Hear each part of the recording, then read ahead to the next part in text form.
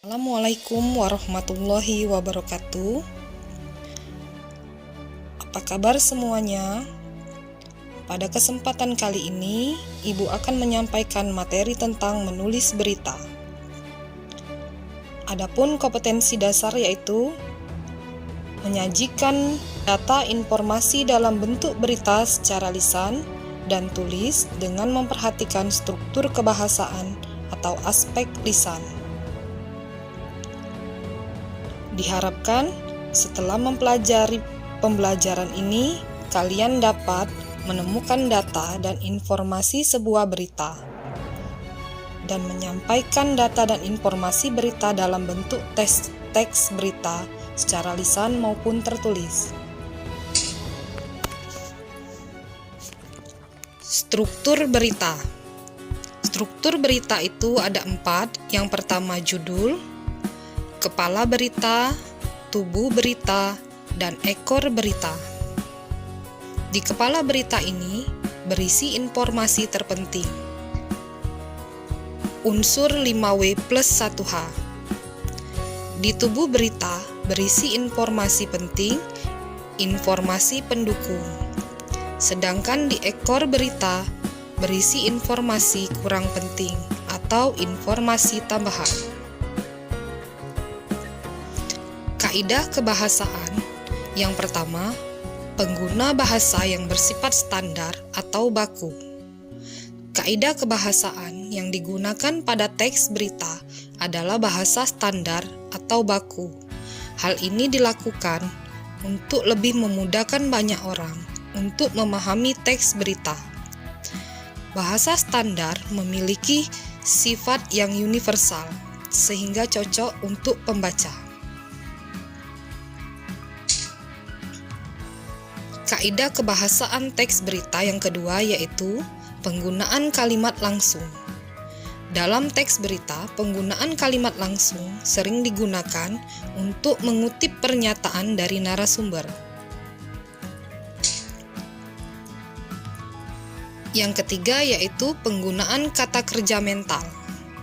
Kata kerja mental atau biasa disebut juga sebagai kata verba mental biasa digunakan dalam teks berita.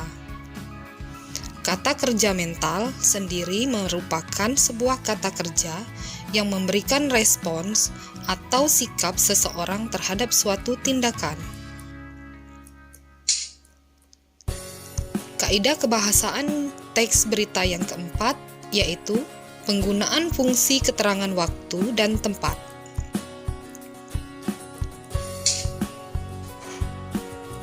Yang kelima, penggunaan konjungsi temporal.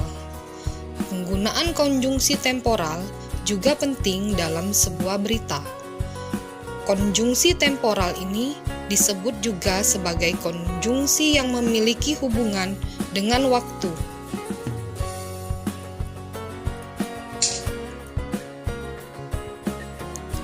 Cara menulis berita. Yang pertama, menemukan peristiwa maupun kejadian untuk dijadikan berita. Yang kedua, pencarian sumber berita. Yang ketiga, wawancara, observasi, dan dokumentasi. Yang keempat, mencatat hal-hal penting. Yang kelima, membuat kerangka berita. Keenam, menulis teras berita.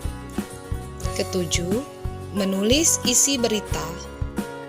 Kedelapan, ekor berita. Selanjutnya, yang kesembilan yaitu penyuntingan berita. 10. Tidak mengandung fitnah, hasutan, dan kebohongan. 11. Tidak menonjolkan unsur kekerasan, seksualitas, perjudian, penyalahgunaan narkotika dan obat terlarang. Ke-12, tidak mempertentangkan suku, agama, ras, atau golongan. Tidak merendahkan nilai-nilai yang berlaku dalam masyarakat. Tata bahasa dan kosakata.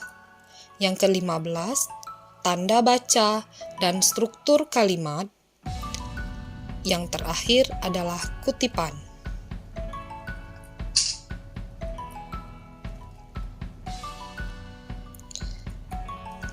Baiklah anak-anak, di sini ada sebuah berita yang terjadi baru-baru ini. Silakan kalian diskusikan bersama kelompok kalian untuk menentukan unsur-unsur berita dan struktur berita.